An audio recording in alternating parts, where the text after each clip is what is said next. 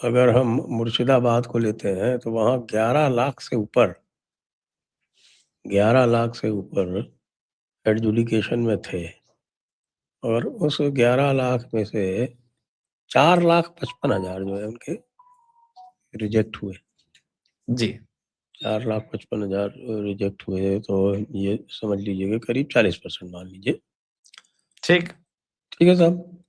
मैं ये कहता हूँ कि भाई मुर्शिदाबाद में 22 सीटें हैं, भाजपा 2 जीती थी। अच्छा, ठीक मुर्शिदाबाद की जो अधिकतर सीटें थीं, उनका मार्जिन जो था वो अच्छा खासा था। बहुत ही उससे बिल्कुल हुँ? बहुत अब मान लीजिए 30,000 वोट अगर पर कॉन्स्टिट्यूएंसी कम हो भी जाते हैं, तो कितना फ़र्क पड़ेगा? एक तो कॉन्स्टिट्यूएंसी का। ठीक ठीक। सर इसके अलावे आपको जो पिछली बार मैंने 2 हफ्ते पहले एक और आंकड़ा भेजा था जिसमें डुप्लीकेट वोटर, मारे गए वोटर, मरे हुए वोटर, इनकी संख्या लगभग 11 लाख थी। एएसटीडी की। हाँ, तो इसमें भी 15-20% लोग मरे हुए अब्बू और डुप्लीकेट वोटर वोट कर जाते थे। वो तो है, वो तो अभी सदैव रहा है। हाँ, सदैव रहा है। तो अब आप उसका भी 15% निकाल लीजिए और ये तो अब कितने हो गए सर? लगभग 9 लाख के आसपास के वोट गायब हो गए मुर्शिदाबाद में। डेमोग्राफी बदली है। पहली बार टीएमसी के साथ एक जेन्युइन समस्या है मुर्शिदाबाद और मालदा दोनों जगह पर। पिछले चुनाव में कांग्रेस कोई दावेदार नहीं थी। इस चुनाव में मुर्शिदाबाद में और मालदा में कांग्रेस अच्छी दावेदारी प्रस्तुत कर रही है। वो not because of Rahul Gandhi, it's all because of Adhir Ranjan Chowdhury जो कर रहे हैं। और हाँ, लेफ्ट एक अधीर रंजन चौधरी की एक बात मान ली गई कि भाई किसी के साथ समझौता नहीं किया गया, अकेले चुनाव लड़ रहे हैं।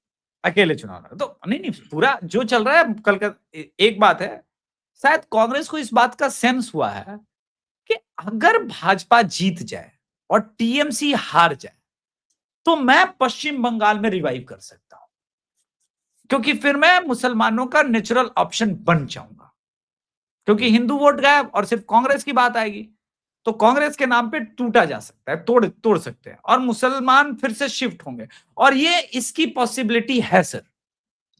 तो संभवतः कांग्रेस इसीलिए चुपके से वो स्पेस ढूंढ रही है जो दिल्ली इलेक्शन में आम आदमी पार्टी के हार का वो स्पेस ढूंढ रही थी कि ये हारे तो हम अपना स्पेस वापस गेन कर पाए। दूसरी बात, लेफ्ट आईएसएफ के साथ लड़ रही है। मैं बीजेपी की बात ही नहीं कर रहा हूं सर यहां। और ओवैसी और हुमायूं कबीर लड़। पिछली बार ये सिचुएशन था ही नहीं सर। मैं ये कतई नहीं कह रहा हूं कि मुर्शिदाबाद में बीजेपी के बहुत अच्छे चांसेस बनेंगे, पर मुर्शिदाबाद वाला ही रिफ्लेक्शन आपको मालदा में नजर आता है और मालदा में बहुत अच्छे चांसेस बनेंगे सर। अभी हम लोग शो के पहले हावड़ा और हुगली का भी बात कर रहे थे। क्या वहां बहुत अच्छे चांसेस ये जो कटा है उसके बाद नहीं बनते हुए नजर आ रहा है? वहां तो बहुत अच्छा बनता हुआ नजर आ रहा है। दूसरी बात, जब ये सेंस होने लगता है किसी को कि अब एक छोटे से पुश की बहुत आवश्यकता है, तो पश्चिम बंगाल का जो क्लब है ये बात सेंस कर लेता है, क्लब में रहने वाले लोग, क्योंकि ये लोग वो वेल्ले लोग हैं, इनको हमेशा पॉलिटिकल सपोर्ट की जरूरत होती है। जैसे ही इनको पता चला कि नाव में छेद हो चुका है, ये टीएमसी से जंप करके बीजेपी के शरण में आएंगे, बोलेंगे कुछ नहीं चाहिए दादा, सपोर्ट करो दादा, दुर्गाबाड़ी क्लब हमारा है, कैरम क्लब है, काली पूजा क्लब है, हम लोग ये सब करता है दादा, आप जो बोलेगा वो हम करेगा, क्योंकि इनके पास और कोई काम नहीं है। तो एक बेस चला जाता है। ऐसा ही इन्होंने 2011 में भी किया था। पहले ये इनके कहने पे पहले भी इनका वही काम था। एक बार लेफ्ट ने बोला तो आज कलकत्ता में स्ट्राइक है। महीने में 4 संडे के अलावा 2 स्ट्राइक होता था उस जमाने में। मैं खुद उसका भोगी हूं कि दमदम एयरपोर्ट से मैं हावड़ा किसी तरह एक वामपंथी का ही साइकिल लेकर के कुछ चलना पड़ा, उन्हीं के साइकिल पे बैठ के चलना पड़ा कुछ दूर। ना टैक्सी चल रही थी न कुछ चल रहा था। फिर उन्होंने किसी प्रकार से मेट्रो तक छोड़ा तो मेट्रो से मैं किसी तरह से पहुंच जाता। वहां पे बच्चे एयरपोर्ट के सामने बाहर क्रिकेट खेल रहे थे उस दिन, क्योंकि बंद था, लेफ्ट ने बंद कराया। लेकिन बंद ये पीली टैक्सी से लेके वो एम्बेसडर चलती थी वहां पे, वो सब कराया किसने था? यही क्लब वाले थे। बाद में इन क्लब वालों को अलग जॉब मिल गया लेफ्ट के टीएमसी के शासन में, क्योंकि अब बंद तो होता नहीं है। बोला मार पिटाई करो, ये करो, झगड़ा सुलटाओ, शादी विवाह, हर मैटर में तुम बॉस बन जाओ। एमएलए फंक्शन में आएगा, बर्थडे पार्टी में आएगा, वो सब यही डिसाइड करने लगे। बीजेपी के राज में ये माइक्रो मैनेजमेंट करने लगेंगे, नाला नाली सफाई इन सब का दलाली देखेंगे, दुर्गा पूजा कराएंगे, काली पूजा कराएंगे। बहुत परिवर्तन नहीं होगा। 1 साल तक ये क्लैश चलेंगे अगर सत्ता में बीजेपी आए भी तो। मैं जिस पॉइंट को रेज करना चाहता हूं सर आपके शो पर, कि टीएमसी अभी भी इस चुनाव को बीजेपी के अगेंस्ट लड़ ही नहीं रही है। वो लड़ तो इलेक्शन कमीशन के अगेंस्ट रही है, लड़ तो सीआरपीएफ के अगेंस्ट लड़ रही है। अगर ममता बनर्जी ये बोल रहे कि यूपी से 200 सीआरपीएफ की अलग से कंपनीज आ रही हैं और वो हमको मारने के लिए आ रही है, आप सोचिए कहां पहुंच गई है ममता बनर्जी। ममता बनर्जी ने कल कहा मृत्यु बोरन करे लेबो,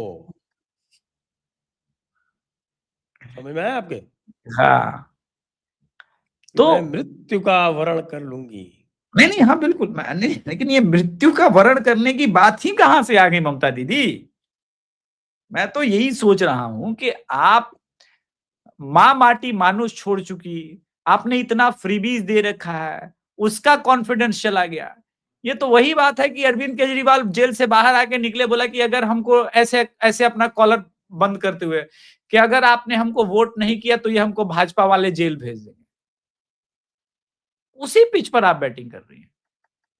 माँ माटी मानुष से शुरू हुई थी, आप मछली पे पहुंची, मुर्गा पे पहुंची, कहां पहुंच गई आप? तो नया ऑफर करने को भी कुछ नहीं है और एंटी इनकम्बेंसी तो है। तो यही 1-2 कारण है कि ऐसा लगने लगा है कि बीजेपी ने मोमेंटम बनाया।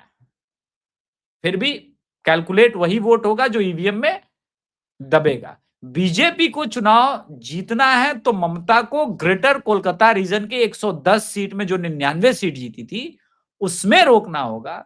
उसमें इनको 60, 65, 70 तक टीएमसी को अगर ये रोक पाने में कामयाब हो गया तो सरकार बना ले जाएंगे।